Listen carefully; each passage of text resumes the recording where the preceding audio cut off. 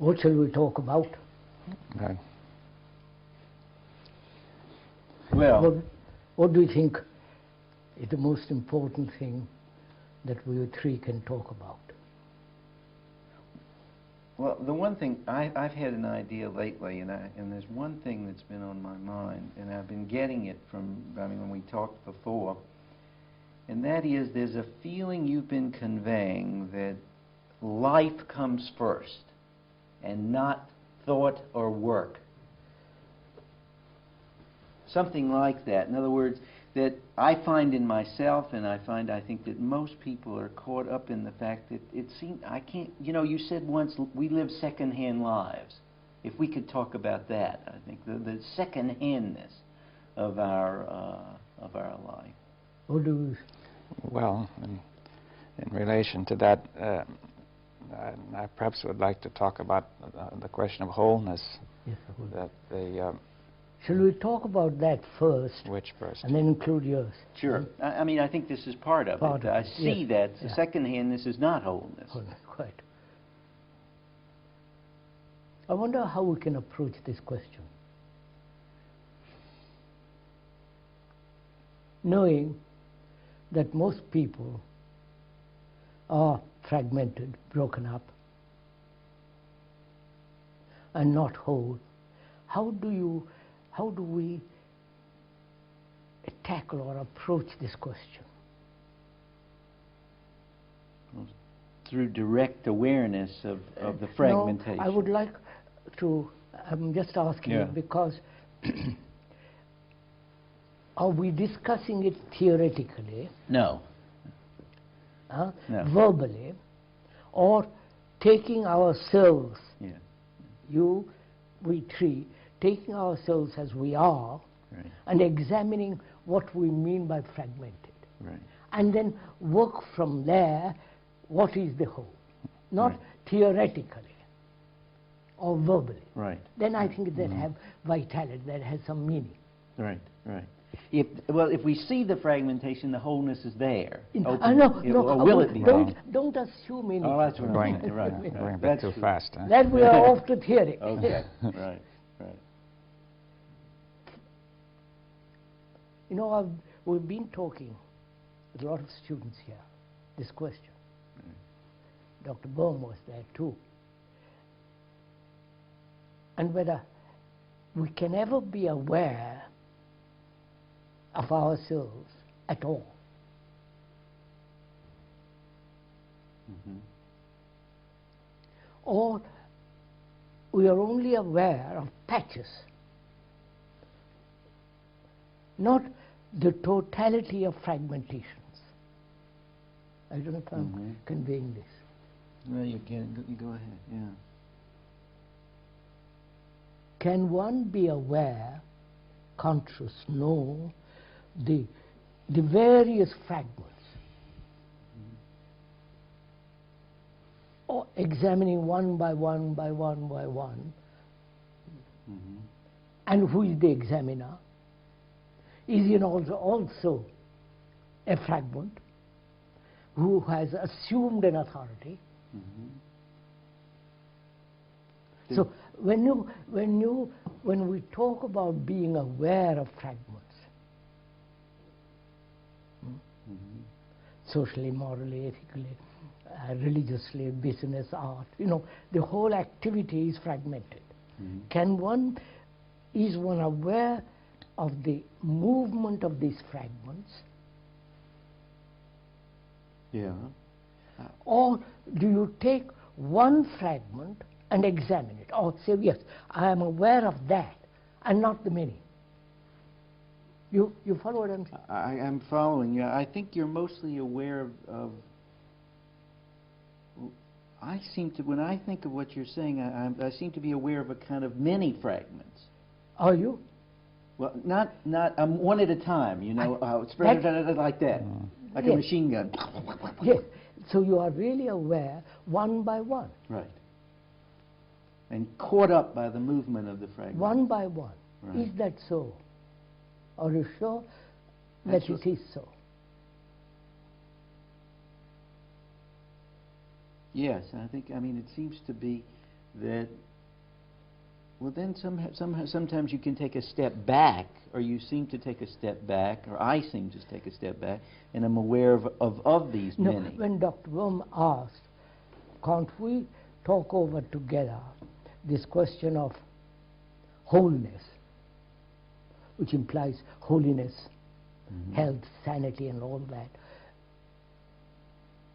I wonder from what source he's asking that question. Yes. You mean, is he coming from a fragmented position, or is he coming from a whole position? No. If he is asking from the whole position, there is no Right. question. So. So I'd like to, if one may ask,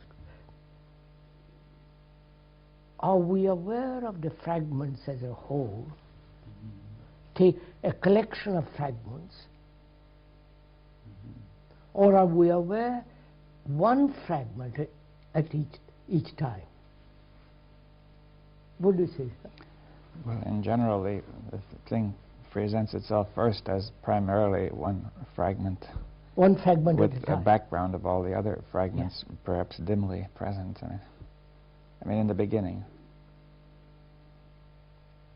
that one fragment seems to take emphasis or preeminence in awareness.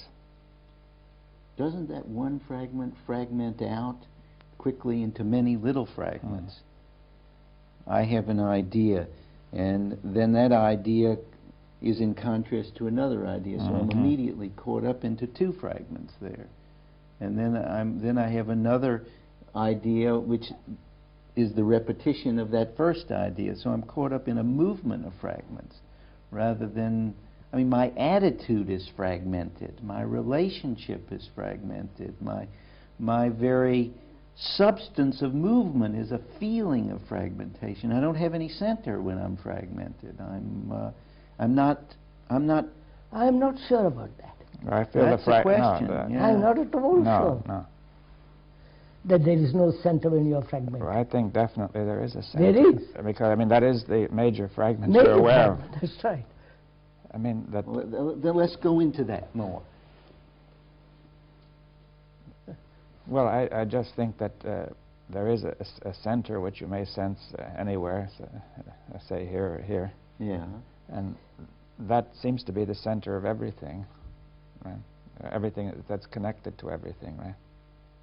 Well, I see what you're saying, but I feel that when the fragmentation is going on, it's like the center is looking for itself. There feels like it's not a center. Are you aware of the fragmentation? Not fragmentation is going on. No, you're not. I'm not. Then what are we aware of? I think that's a terrific question, because I think when there's fragmentation, what we're aware of is like being sucked forward into more fragments.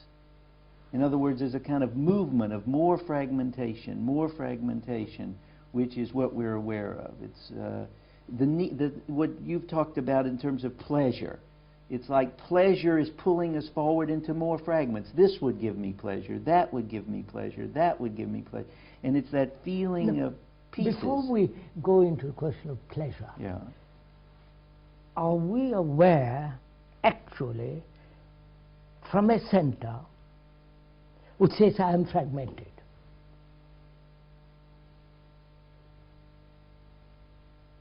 That is the question, isn't it? Yeah. Right. That's the question. Well, we're both aware of a center and from a center, you say. That's it. And this center seems to be the, as you say, the fragment that is dominating or attempting to dominate. That center is the dominating factor. Yes. In other words, which is in itself a fragment. Yes, I mean the center is itself. Well, it seems to be the center of your being, you know, as it were, the center of the ego or the self, which one might think is the whole. Quite. Because it's in contact with everything, you see. In other words... Would you say having a center is the very cause of fragmentation? Yes, I would say that, although at first sight it seems quite different. I mean. At first sight it seems, and I think that's important, the difference between at first sight it doesn't seem that way. Well, at first sight, it seems that the center is what is organizing everything into a whole. Right. Yes. In other words, one feels one wants the center to bring everything to a whole, to stop the fragmentation. Yes. Try to bring about integration, try to Wholeness, yeah. make wholeness and all that. Right. If you see, you feel the fragmentation, and then you center here, and you say, I can see all the fragmentations, but that's still center. No, but I'm asking whether when there is a center, doesn't it make for fragments? That I see. I see what you're saying, but I'm trying to take it from the, what is the experience when there is fragmentation? There doesn't seem to be a center. Contradiction. Right. Right. But it doesn't feel like a center. No, contradiction. So when there are fragments, Right. I am aware of the fragments because of contradiction, Right. because opposing factors. Mm-hmm. Well, you mean by contradiction also conflict? Conflict. I Yes. mean, Out of contradiction, there is conflict. Right. Then I am aware that there are fragments. I'm working in an area of fragments. Right. Right. But then, yes, and then I'm not aware of the fact that I have in fact got a center. That's the self-deception right there. No, I think, don't you think, if I may suggest, that where there is conflict, then only you are aware of a conflict, of contradiction. Am I? That is, one is aware only when there is conflict. Right? Mm-hmm. And then the next awareness, the next movement is the conflict arises out of conflict. Out of conflict arises out of fragmentation, opposing elements, opposing desires, opposing wishes, opposing thoughts. Right. But are you saying that these oppose first before one is aware, and then suddenly you're aware through the unpleasantness or the pain of the opposition, that the conflict is unpleasant? Yes, conflict is unpleasant, and therefore one is aware that something is wrong. wrong. Yes. Yes, or something is wrong, not just simply wrong, but wrong with the whole thing. Whole thing, of course. Mm-hmm. So, after all, self-consciousness, when you are aware of yourself only when there is pain or intense pleasure. Otherwise, you are not aware of yourself. Right. So, fragmentation with its conflict brings this sense of I am aware I'm in conflict. Otherwise, there is no awareness. Right. I wonder if I'm... Yes. Yeah, go ahead. You're saying that the very fragmentation itself breeds the center. Breeds the center. And the center has bred the fragmentation, so it's like a... Yes, back and forth. Right. Well, I mean, would you say that the thought in itself before there's a center breeds conflict? I mean, Thought. or is there a thought before a center?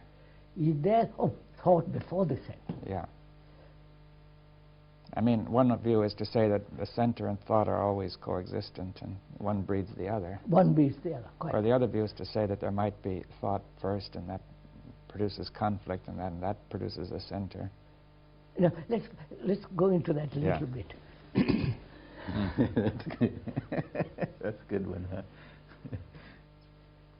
Does thought exist before conflict? Before a center. Before the center, which center only, one is aware of the center only when there is conflict. Yeah, because that comes in apparently to try to bring about wholeness again. You see, to take charge of everything. Mm-hmm. The center tries to take charge or try to create wholeness. Yes, to bring all the factors together. But center itself is a fragment. Yes, but it doesn't know that. And of course, it doesn't know, but it thinks it can bring all the fragments together, make it a whole. Mm-hmm. So Dr. Burma is asking a question, which is, that did thought exist before the center, Right. or the center existed before the thought, Or the two together. or the two together? Right. Right. Or he's also asking, does thought create the center? Thought creates the center. That would be the action, the very creation in, I mean, sort of an after effect of the thought. In other words, is the organism, is the production of thought the very cause of a center? That, I think, carries it. Yes, let's be clear on this point, right. too. Are we asking, did thought create the center? Yes, and there was therefore a kind of thought before a center. Yeah, thought before the center, that's it. Which came into contradiction. Yes. Did the thought create the center, or the center existed before the thought? Right. Or else the center was, that's a view which is common. I mean, people think the center is me, who was first. Me is the first. And then I began to think, right? Yes. Or I think thought exists before the center. Yes. Well, then we have to ask the question, I don't know if we want to get into it at this minute, but then we have to ask the question of why is there thought? Or what is thought? Oh, that's a different matter. But Right. Do we go into that? that might be a long story. Yeah, that's a long story. I don't think that's for now. Yeah. But we have to get at that. No, but Let's stay with what we started yes, with. we started out asking, can we talk about the wholeness of life? Right. How can one be aware of that wholeness if one is fragmented? That's the next question. Well, you can't be aware of the whole if I'm only looking through a small hole. right. Huh? Right. But on the other hand, in actuality, you are the whole. That is a theory. Is it? That's right. A Of course it supposition, is. yes. When you are fragmented, how can you assume that you are the whole? Well, that's a wonderful. I mean, that's an issue because how am I to know I'm fragmented? That's what we are asking. Yeah. When are you aware that you are fragmented? Yeah. Only when there is conflict. Right. That's right. When the two opposing desires, opposing elements of movements, Right. then there is conflict, and you find, then you have pain or whatever it is, and then you become conscious. Right. Right. But at those moments, it oftentimes happens that you don't want to let go of the. I mean, it's like you feel your fragmentation. That's a different matter. Right. What we are asking is, can the fragment dissolve itself? Yeah. Okay. And then only it's possible to see the whole. You cannot be fragmented and then wish for the whole. Right. Then it's merely... All you really know is your fragmentation. That's all we know. That's right. Therefore, let's stick to that Okay. and not beat around the bush and Right. say, well, let's talk about the whole and all the rest of it. Mm-hmm. Yes. I mean, the supposition that there is a whole may be apparently reasonable, but as long as you're fragmented, That's right. you could never see it. Of course. It would be just an assumption. Right. Right. You may think you experienced it once, but that's also an assumption because you don't. That's gone already. Absolutely. Quite right. Right. You know, I wonder if there's not a tremendous pain or something that goes on when I'm aware of my fragmentation. I mean, that's the loneliness somehow or other. Look, sir, can you be aware of your fragments? That you are an American, that I'm a Hindu, you are a Jew, you are a communist, this. You just live in that state. Yeah.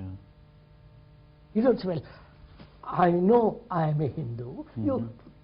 It's only when you are challenged. It's only when you are, say, what are you? Then you say, yes, I'm an Indian, or a Hindu, or an Arab. Or when the country is challenged, then you Yes, have when to the go to war. Yeah. Yeah, of course. Right.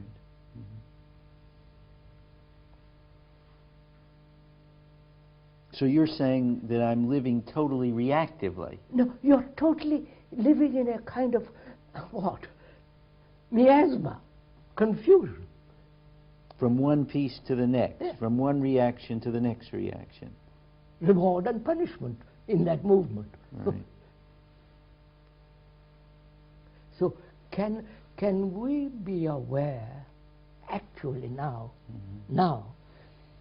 of the various fragments,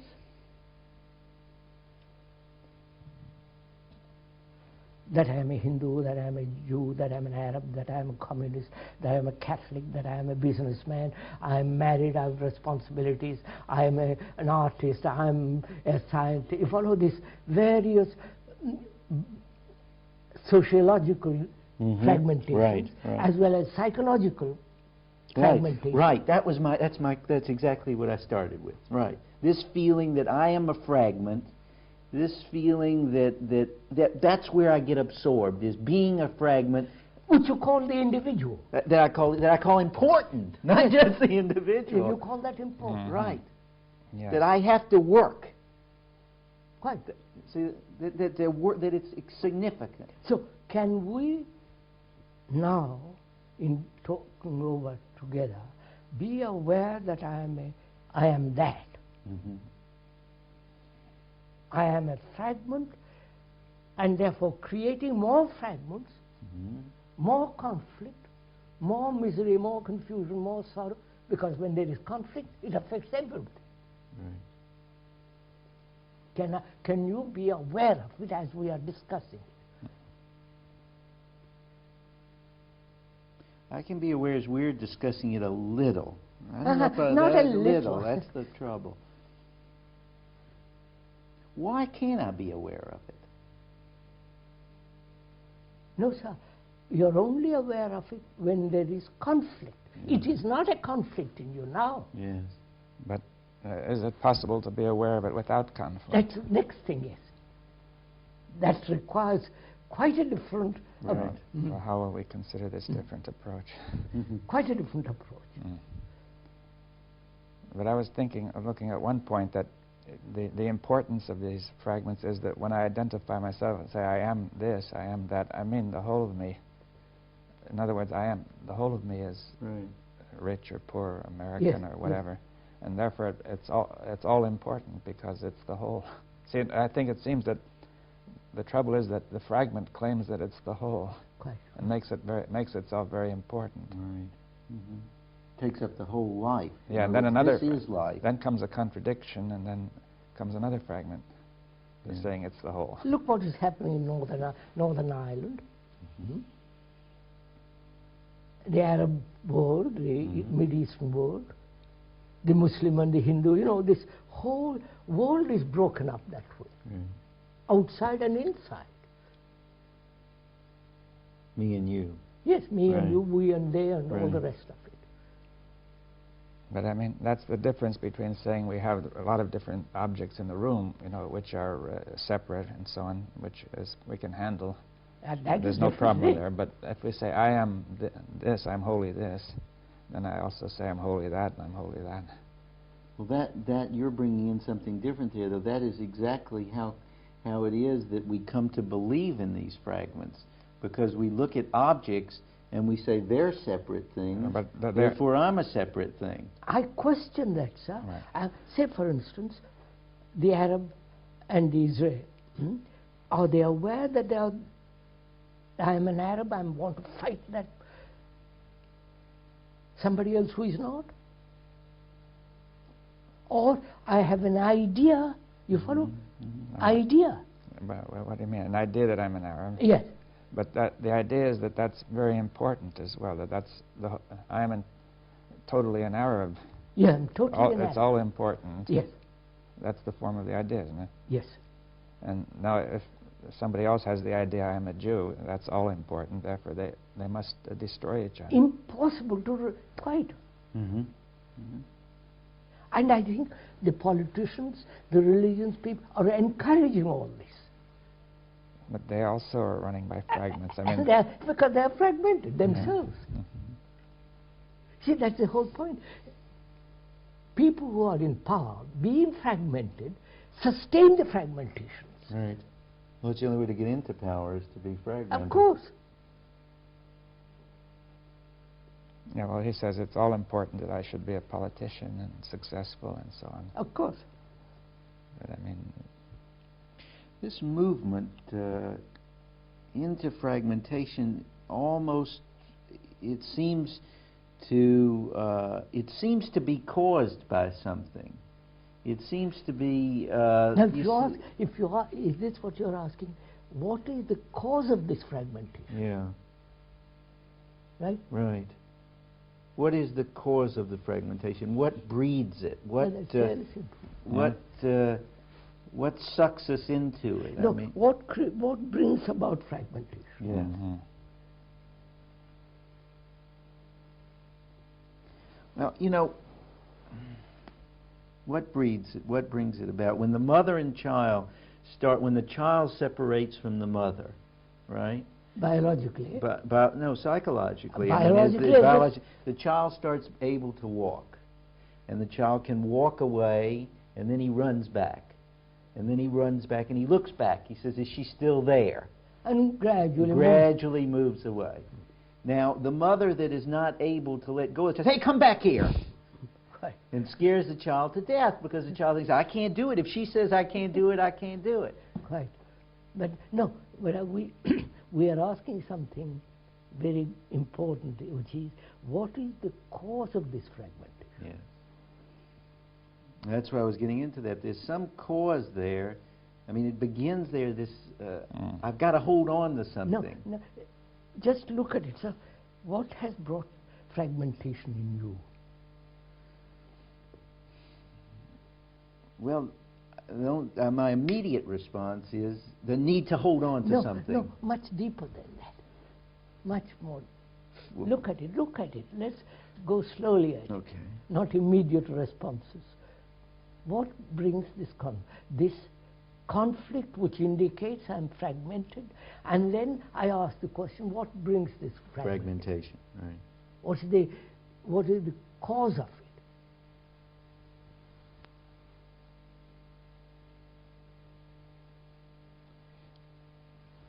Are you saying there's a conflict and there something happens that causes fragmentation in the conflict?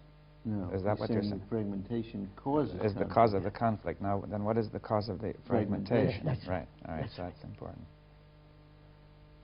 Why am you and I and the majority of the world fragmented? What is the source of it? Yeah, right. But it seems we won't find the cause by going back in time to a certain Right. happening. No, I'm not looking for genetics. Yeah. I'm looking for right this second. What I come upon to put it in these words, it seems to do that. There's a focusing or a holding on to something inside my movement.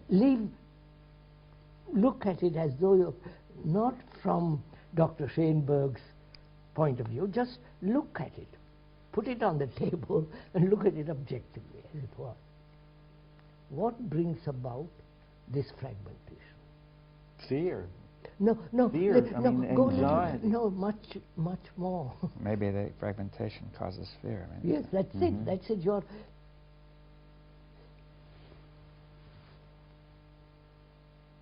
Why am I a Hindu? If I'm not a Hindu, I'm not an Indian, I have no nationality. But suppose I'm called myself a Hindu. What makes me a Hindu?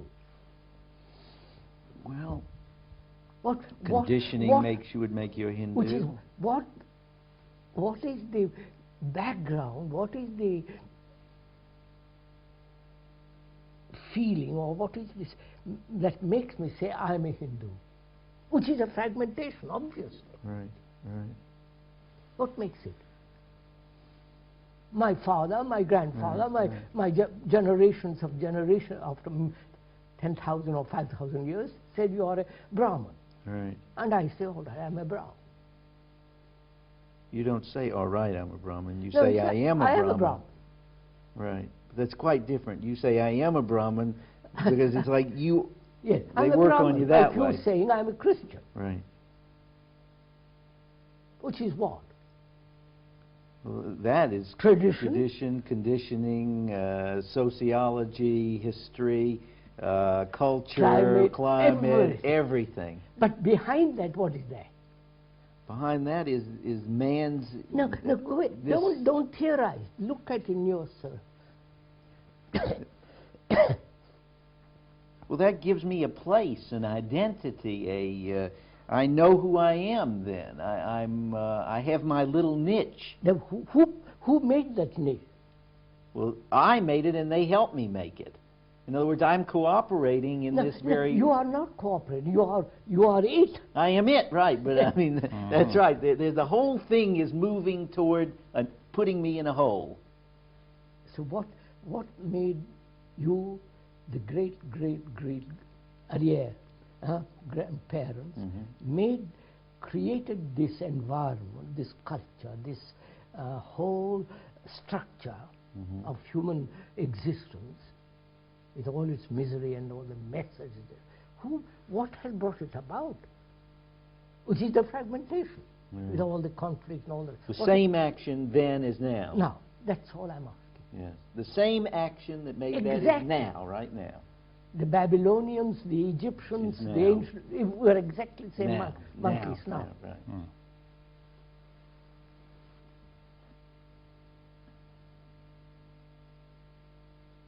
Well, this is what I was getting at the beginning. Well, this is all gives me my second-hand existence.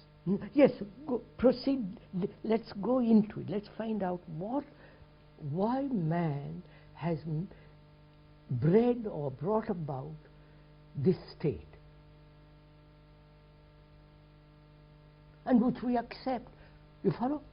Gladly and or unwilling. Love it. Love it. I'm willing to kill somebody because he's a communist or a socialist or whatever it is. Exactly what is going on in Northern Ireland, in the Middle East. Well, everywhere. I mean, you know, doctors, lawyers. Yeah, of course. It's the same problem. Same problem.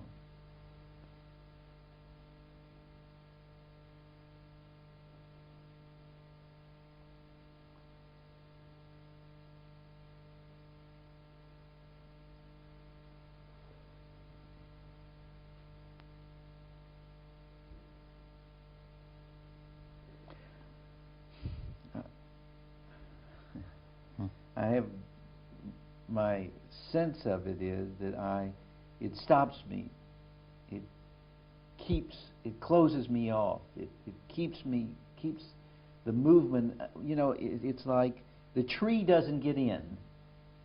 If I know who I am, then I don't look at the tree. Yes, sir, but you're not answering my question. I have some answers, but Is it the desire for security, biological as well as psychological security? I could say yes.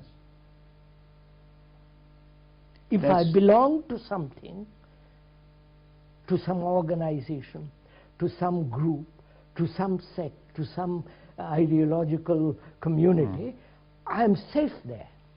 Right. Well, it's not clear because you may feel safe. I feel safe there, but it may not be safety. Yeah, but why don't I see that I'm not really safe, you see? Because I'm so... Well, it's coming. You go into it. It's coming. I don't see it. No, you just look. I join a community. Right. I'm a doctor. Yes, you're a doctor. I got all these ideas. You're a doctor. You have a special position in society. Right. And I got a lot of ideas of how things work. No, you have a special position in society. Right. And there you're completely safe. Safe. Right. You can malpractice and all the rest of it, but you are very protected by other doctors, by other organizations, a group of doctors who are all, you follow? Right. You feel secure. But it's essential that I shouldn't inquire too far to feel secure, isn't it? I mean, in other words, I must sort of stop my inquiry at a certain point. I'm a doctor and finished. I don't ask many questions about it, but if I started to ask questions... then you're out. But if people say don't ask questions, you know, it's... if I begin to ask questions about my community and my relationship to that community, my relationship to the world, my relation to my neighbor, I've finished. I'm out of the community. Right. I'm lost. That's right. That's right.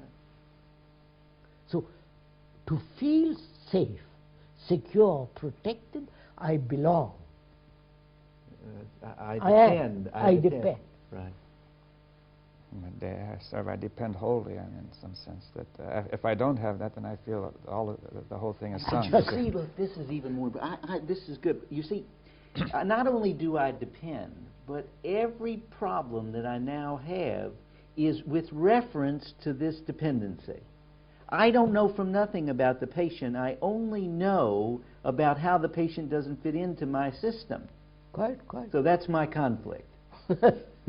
He's right? your victim. That's right, my victim. Right. But again, you he see. loves that. He loves it.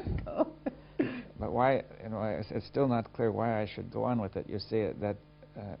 In other words, as long as I don't ask questions, I can feel comfortable, and I feel uncomfortable when I do ask questions, very, very deeply uncomfortable, because the whole of my situation is challenged. Right. But then why? But then if I look at it more broadly, I see the whole thing has no foundation. I mean, it's all dangerous. In other words, this community itself is in a mess, and it may collapse. Yeah.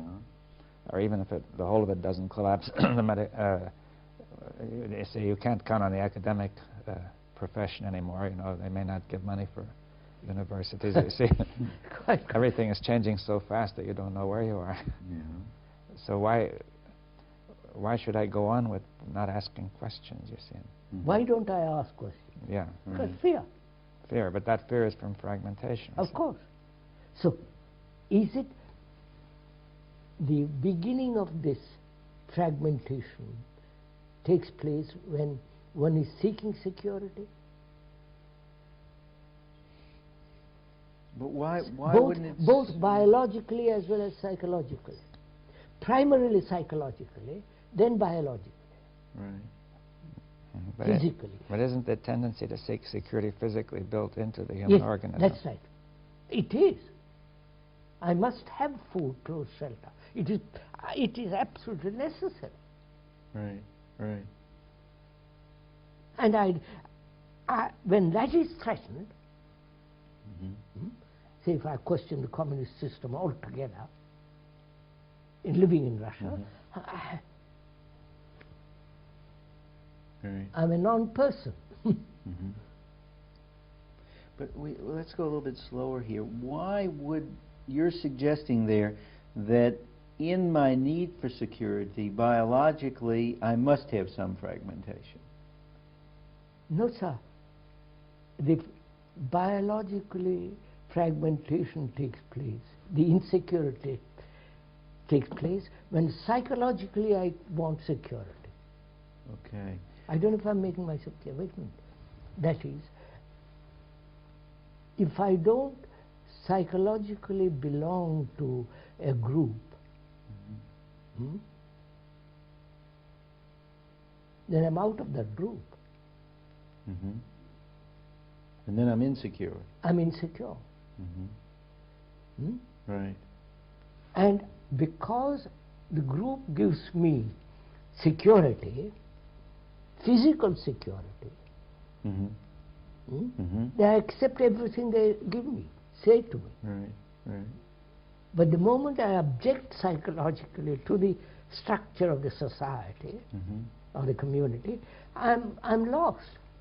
Right. I mean, this is an obvious fact. Right. Yes. Right. Well, you're suggesting then that the basic insecurity that we live in is being conditioned. The response to this is the answer to this is a conditioned fragmentation. Partly. Yeah. And that the movement of fragmentation is the conditioning. So look, if there was no fragmentation, both historically, geographically, nationally, no nations would live perfectly safely. We'd all be protected. We'd all have food. We'd all have, houses. There would be no wars. We'd all one. He's my brother. I am him. He is me. But this fragmentation prevents that taking place. Right. So you're even suggesting something there. You're suggesting that we would help each other. Naturally, obviously. saying but a we're lot. sort of going around in a circle, though, still, because you No, say... I'm not going circle. I want to get back to something, Yeah, right, which that's is,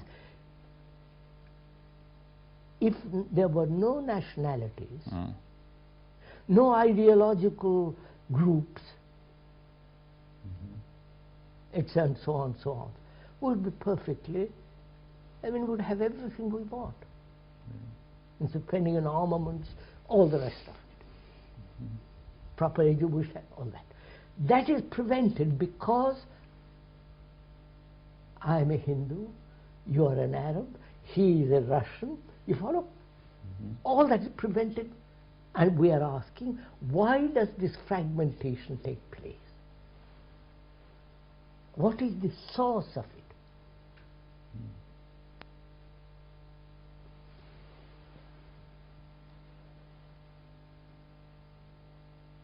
Is it knowledge?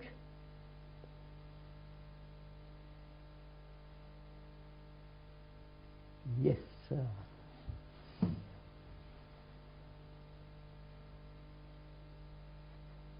It is knowledge, you think? You say Is yes, it sir. knowledge? I'm sure it is, but I'm putting it as a question. Yeah. Certainly seems to be. No, good. Look into it. Let's find out. What do you mean by knowledge? When you what are you talking about there? The word to know. Do I know you? Or I have known you.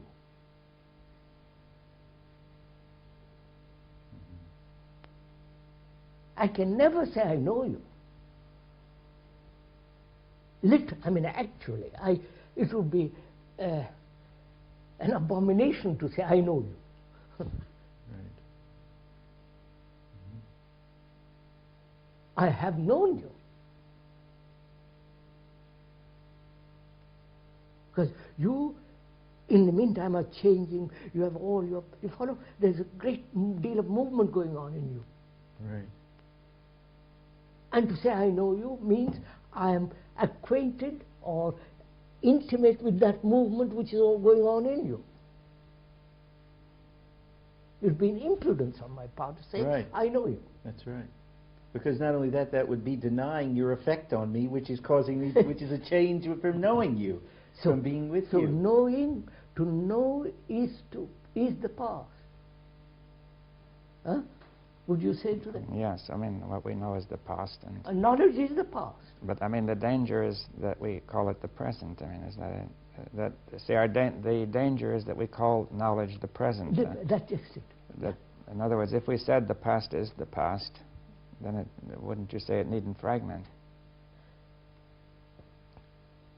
What's that? If we said that, if we recognized or we acknowledged that the past is the past, it's gone, therefore what we know is past, Yes. then that would not introduce fragmentation. That would quite. But if we say what we know is what is present now, then we are introducing fragmentation. Quite. Because we are imposing this partial knowledge on the whole. So would you say knowledge is one of the factors of fragmentation? So that's saying an awful, you followed, it's a large pill to swallow. But also, you're implying there are other factors. Yes. But, and that may be the only factor. yeah. But you see, I think we should look at it this way, that people have hope through knowledge to overcome fragmentation, Of course. to produce a system of knowledge that will put it all together. Again, Bronowski's ascent of man through knowledge, emphasizing knowledge. Is that not one of the major factors, or perhaps the factor, of fragmentation? My experience tells me I'm a Hindu. My experience tells me I know what God is. Well, yeah, wouldn't we better say that confusion about the role of knowledge is what's the cause of fragmentation? In other words, knowledge itself. See, if you say knowledge is always the cause. No, I said we began by asking. Yeah, I mean, let's make it clear. Of course. So that's what we said yesterday in our talk. art is putting things in its right place. So I'm putting knowledge in its right place. Right. Yeah, so we're not confused about Of it anymore. course. Right. Right. You know, I was just going to bring in this rather interesting example. A patient of mine was teaching me something the other day, and she said, I have the feeling that as a doctor, the way you operate is, she says, there's a group of doctors who've seen certain kinds of patients, and if they do X to them, they'll get certain kind of effects, and they achieve things. She says, you're not talking to me. You're doing this to me, hoping you'll get this result. Huh? Quite. That's what you're saying. No, a little more so than that. We are saying, both Dr. Bowman and I, we are saying knowledge has its place. Oh, let's go into Like that driving again. a car, learning a language, and so on. Yes, we could say, why is that not fragmentation? We could make it clear. You see that, in other words, if we drive a car using knowledge, that is not fragmentation. No. Right? One should, But when knowledge is used psychologically. yeah, but I mean, one should see more clearly what the difference is. You see, that is the car itself, as I see it, is a part, and a limited part, and therefore it can be handled by knowledge. You mean it's a limited part of life? Of life, yes. Right. But when we say I am so-and-so, I mean the That's whole right. of me, you see.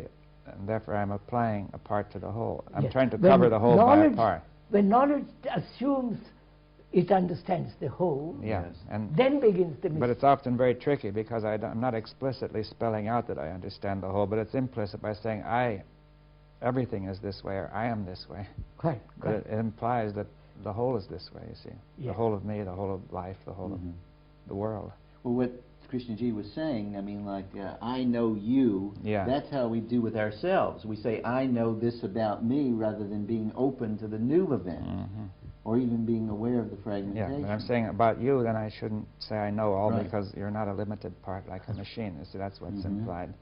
You see, the machine is fairly limited, and we can know all that's relevant about it, or almost all anyway. Sometimes it breaks down. Quite, quite. But when it comes to another person, that's immensely beyond what you could really know. I mean, that's... in other words, the past experience doesn't tell you the essence. Are you saying, Dr. Bob, that when knowledge spills over into the psychological field, Well, also in another field, which I'd call the whole in general. You see, sometimes it spills over into the philosophical field when man tries to make a metaphysical view of course, of the whole universe. Oh, I mean, that's of course. I mean, that's purely theoretical and Yeah. that has no meaning to me personally. I mean, But I mean, that's one of the ways in which it Yes. does that. You see, it goes wrong. I mean, see, some people feel that when they are discussing metaphysics of the whole universe, it is not psychological. It probably is, but the motives behind it are psychological. But some people may feel that they're making a theory of the universe, not discussing psychology. I mean, I think it's a matter of getting the language. language, quite. Well, I mean, you see this with what you're saying, or what he's saying, can be extended to the way people are. They have a metaphysics about other people. I know Yeah. all other people are not to be trusted. Or you have a metaphysics about yourself, saying I'm Right. such and such a person. Right. And All- I have metaphysics that life is hopeless and I must depend on these. No, all that we can say is we are fragmented. That's a fact. Right. And I am aware of those fragmented mind. There is an awareness of the fragmented mind because of conflict. That's right. You were, Right. yeah. Huh? You were saying before we have got to have an approach where we're not aware just because of that. Yes. Right? That's right. Are we coming to that? I mean, I think. Coming? Yes. Yes. So from their conflict, I say, what is the source of this conflict? Source is fragmentation, obviously. Now, what brings about fragmentation? What is the cause of this, behind it? Well, We said it. perhaps knowledge. Perhaps knowledge. Knowledge, psychologically, I use knowledge. I know myself. When I really don't know, because I'm changing, moving. Or I use knowledge for my own satisfaction. Well, for my position, for my success, for becoming a great man in the world. I'm a great scholar. I've read a million books and I can tell you all about it. It gives me a position, a prestige, a status. So is that it? That fragmentation takes place when there is a desire for security, psychological security, which prevents biological security. Right. Because you say, right. And therefore, security may be one of the factors. Security in knowledge, used wrongly. Well, could you say now that some sort of mistake has been made, that, say, a man feels insecure biologically, and he thinks, you know, what shall I do? And he makes a mistake in the sense that he tries to obtain psychological sense of security. Yes. By thinking, you know, by knowledge. By knowledge, that, yes. That's, by knowing. Yeah. By repeating himself, by depending on all of these structures. One feels secure in having an ideal. Right. Huh? That's so true. But you see, but somewhere, I always ask why a person makes this mistake. You see, in other words, if thought had been, or if the mind had been absolutely clear, let's say, it would never have done that. Isn't that right? Well, if the mind had been absolutely clear, but we just said that there's biological insecurity. That's a fact. But that doesn't imply that you have to delude yourself. But that implies that the organism. No, it doesn't. That's right. But it implies that that has to be met. Yeah, but the delusion doesn't meet it. Right. Well, that's the nub of the issue. Go on further. You can see. I mean, there's that biological fact of my constant uncertainty. The biological fact of constant change. That is created through psychological fragmentation. My biological uncertainty? Of course. I may lose my job. No, I may have no money tomorrow. Now let's look at that to say I may have no money tomorrow. Now you say that may be an actual fact. Now, but the question is what happens? See, what would you say if the man were clear? What would be his response? He would never be put in that position. You mean he wouldn't get there in the first place? He wouldn't have that question. But I mean, suppose he finds himself without money, you see. And he will do something. He'll do something. He won't. His mind won't just go. Go out in a nightmare. So he won't have to have all the money he thinks he has to have. But aside from that, he won't go into this wild confusion. Right. No, absolutely. I mean, the problem 99% of the time, I certainly agree, is that we all think we need more. We have this ideal of what we should have. No, so we are trying to stick to one point, which is, what is the cause of this fragmentation? Right.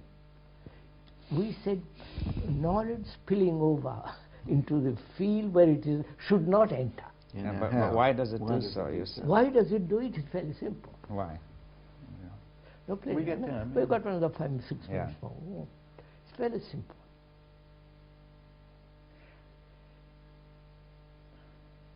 Good. Well, my sense of it is, from what we've been saying, is that it does it in a delusion of security. It thinks that there is thought creates the illusion that there is security there. Yes, but why doesn't intelligence show that there's no security? You see, I'm not. Why doesn't intelligence show that there's? Yeah, in other words, Can fragmented mind be intelligent? No. Well, it resists intelligence. It can pretend to be intelligent. Yes. Well, are you saying that once the mind fragments, then intelligence is gone? Yeah. But now that. He said, yeah. Yeah, but yes, but then now you're creating a serious problem, because you're also saying that there can be an end to fragmentation. That's right. You see, at first sight, there would seem to be a contradiction. Is that clear? It looks like that, but it's not. All I know is fragmentation. Therefore, that's what I've got. Let's stick to it and see if it can end up. We'll go through it. I am. But you see, if you say the fragmented mind, cannot intelligence cannot operate there. No. I feel like one answer to your question is that you know, we talked about it in terms of conditioning. I feel like I'm a victim, or I'm caught by this offering. Yeah. You offer me, you tell me, look, old boy, I think that this can help you. Here's a fragment. Come along. And I feel like thought does that. You know, come. My mother or my father says, look, it's good to be a doctor. Or Yes, this one says and it's good to sir, go to do is this. psychological security more important than biological security? Well, you know, that's an interesting Like, question. come on, you don't make it interesting. We've got 5 minutes. Right. Come to it. Well, no, one thing, we're convinced, somehow or other, I think the No, society... I'm asking, don't move away from the question. I'm asking, is psychological security much more important than physical security, biological security? It isn't, but it No, feels no, like no, it is. no, no, don't move away from it. I'm asking you, stick to it. Are To you you. asking, what is the fact? What is the... What's the fact? Yes. Not, I would say yes. It's What? that psychological security seems No, what is don't- actually true? Is actually true, no. Biological security is more important. biological. Are you sure? No, I'd turn it around. I think psychological security is what actually I worry about most. Psychological security. Right, that's what I worry about most. Which prevents biological security. Right. I forget about biological security. No, no. Because I'm seeking psychological security in ideas, in knowledge, in pictures, in images, in Right. conclusions, all the rest of it, which prevents me from having biological, physical security for me, for my sons, for my children, for my brothers. I can't have it. Right. Because psychological security says I'm a Hindu, Mm-hmm. a blasted little somebody in a little corner. Mm-hmm. No question, I do feel it psychologically. So can we be free of the desire to be psychologically secure?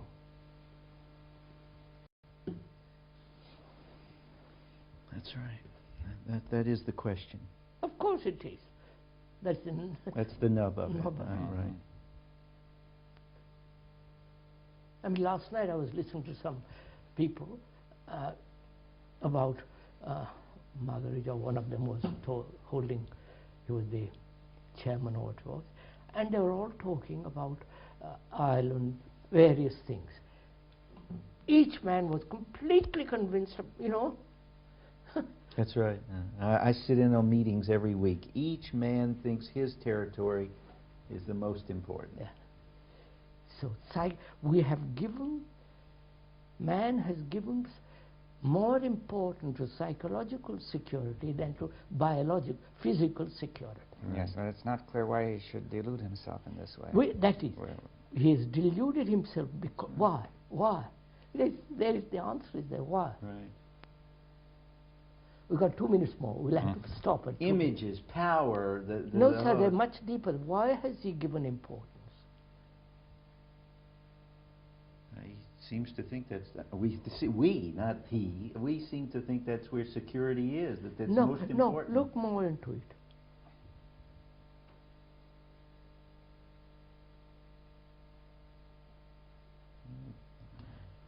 Path. The me Yeah, the me. is the most important thing.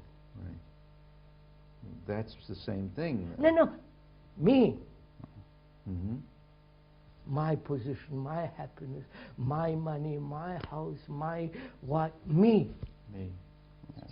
But isn't it that each person feels he is the essence of the whole? I mean, let's say the me is the very essence of the whole. I would feel that if the me were gone, you know, the rest wouldn't mean anything, That's right? the whole point. The me is, gives me complete security, psychologically. But I mean, it seems all important. Of course. All important. Yes, because, you know, if people say, if I am sad, then the whole world has no meaning, right? Right. Well, it's not that. It's not only that, but it's. I am sad if the me is not important. Yeah. I know. I don't. We are saying the me. In the me is the greatest security. Right. That's what we think. No, not we think it is so. Right. Well, what do you mean it is so? In the world, what is No, happening? that is what is happening. But it's a delusion which is happening. Right? We come to that later. Yeah. Now, that's a good point. Right. That it is so that the me is. I like that way of getting at it. The me is what is important. That's all it is. That's all. That's right. Psychologically. Psychologically. Me, my country, me, Right. my God, me, my house. It's and so very on, hard so to on. let that in, you know. So That it is 12 o'clock, we better stop. we at least got your point. Right.